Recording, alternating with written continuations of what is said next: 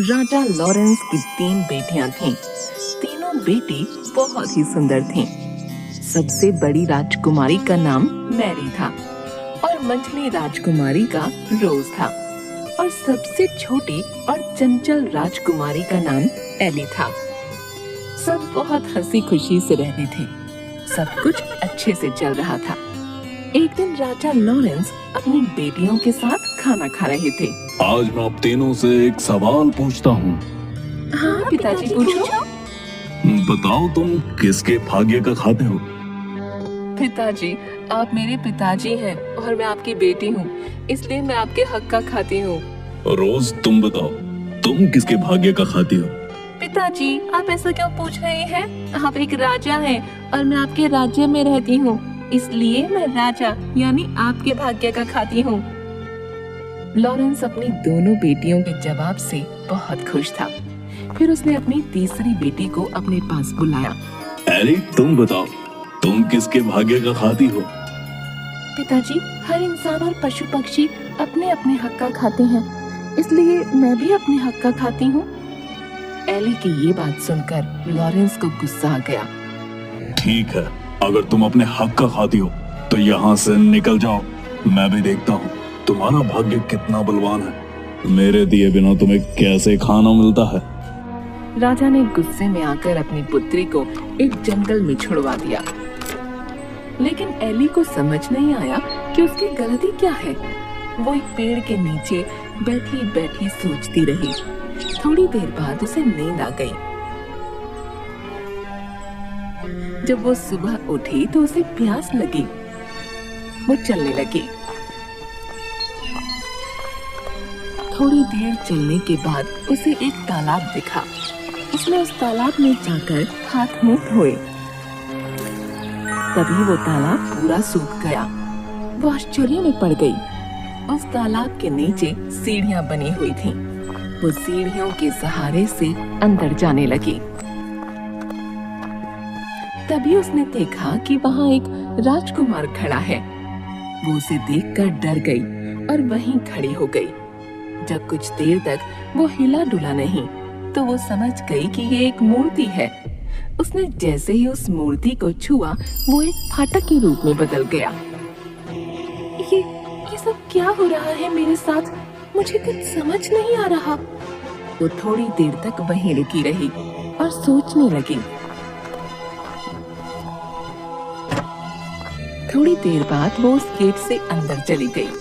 वो जैसे ही अंदर गई उसने देखा कि वहाँ एक सुंदर सा बगीचा बना हुआ है और बगीचे में सुंदर सुंदर फूल लगे हुए हैं और उसके बीचों बीच एक पोखर है।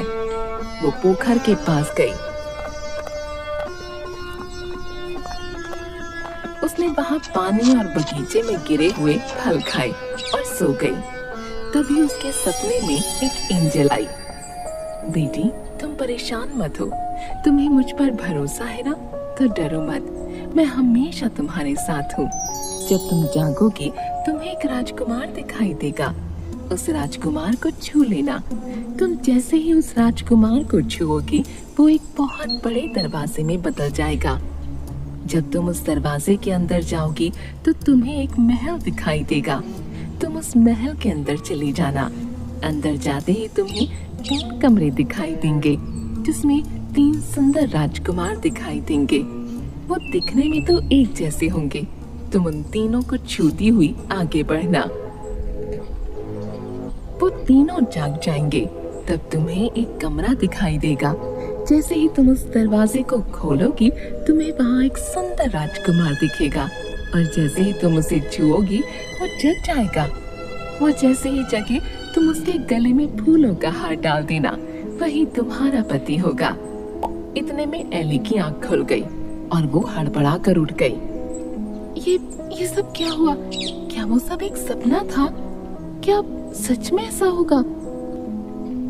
एली सोचती रही। थोड़ी देर में सूरज निकला। उसने बगीचे से फूल उठाए और उन फूलों से हार बनाने लगी। जैसे ही वो पीछे मुड़ी एक राजकुमार दिखाई दिया। अरे ये तो बिल्कुल वैसा ही हो रहा है जैसा कि एंजल ने सपने में कहा था। एली ने उस राजकुमार को छुआ। वो एक दरवाजे में बदल गया। वो आगे चली गई। फिर उसने महल को देखा। वो महल के अंदर गई और 3 राजकुमारों को छुआ। उसके बाद वो कमरे में गई और उसने उस राजकुमार को छुआ और उसके जागते ही उसके गले में वरमाला डाल दी। राजकुमार ने अपने गले से वरमाला निकाल उसके गले में डाल दी। महल में शहनाई की आवाज आने लगी। दोनों ने विवाह किया। बहुत देर से एली के मन में एक बात चल रही थी। मेरे मन में बहुत देर से एक बात चल रही है। मैं आपसे पूछूं? हाँ हाँ पूछो। आप कौन हैं? और वो 3 राजकुमार कौन हैं? ये क्या रहस्य है? मुझे बताइए। वो तीनों राजकुमार मेरे भाई थे। हम सबको एक महात्मा पुरुष ने शाप दिया था। अनजाने में मेरे भाइयों ने एक मृग को और एक मृगनी का शिकार किया था, जिसकी वजह से वो दोनों बुरी तरह घायल हो गए और मरते मरते उन्होंने मेरे तीनों भाइयों को आजीवन सोने का श्राप दिया। जब मुझे ये बात पता चली, मैं भागा भागा वहां गया तो उन्होंने मुझे ये कहते हुए शाप दिया कि तुम्हारे राज्य में ये सब हुआ है, इसलिए तुम भी पाप के भागी हो। मैं उनसे माफी मांगने लगा। मेरे माफी मांगने पर उन्होंने कहा, मैं अपना दिया हुआ शाप तो वापस नहीं ले सकता। हाँ, इसका एक उपाय बता सकता हूँ। उन्होंने उपाय बताते हुए कहा कि जब कोई धर्मोत्तम कन्या तुम्हें और तुम्हारे तीनों भाइयों को छुएगी, तुम सब वापस उसी अवस्था में आ जाओगे। आज तुमने आकर हमें एक नया जीवन दिया है। राजकुमार की बात सुनकर एली ने भी अपने साथ हुई सारी बात बताई और बताया कि किस तरह बिना अपराध के उसको दंड दिया गया और वो यहाँ तक पहुँची। राजकुमार ने उसे गले से लगा लिया और दोनों खुशी खुशी रहने लगे। थोड़े दिन बाद राजकुमार का राज तिलक किया गया और वो राजा बन गया और एली रानी। दोनों राज करने लगे। उनके राजा रानी बनने से उनकी प्रजा खुश थी। उनके राज्य में सब कुछ अच्छे से चल रहा था। लेकिन थोड़े ही दिनों बाद एली को अपने माँ बाप की याद आने लगी और वो उदास रहने लगी। एक दिन, क्या हुआ एली, तुम ऐसे उदास क्यों बैठी हो? मुझे अपने पिता की बहुत याद आ रही है। मैं उनसे मिलना चाहती हूँ। पता नहीं वो लोग कैसे हैं। मेरी बहनें, मेरी माँ, सब पता नहीं कैसे हैं। मुझे उनकी बहुत याद आ रही है। मेरे पिताजी को भी शायद अपनी गलती का एहसास हो चुका होगा। अगर ऐसा है तो चलो हम उनसे मिलने चलते हैं। तुम परेशान मत हो, हम कल ही तुम्हारे घर जाएंगे। दोनों राजसी ठाठ के साथ वहां पहुंचे।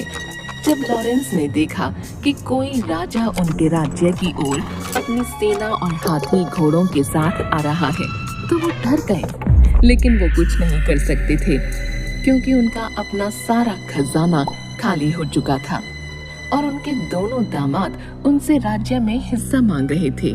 उनकी प्रजा भी दुखी थी। राजा लॉरेंस बहुत परेशान हो चुके थे। जब वो दोनों उनके सामने आए, वो एली को रानी के भेष में पहचान ही नहीं पाए।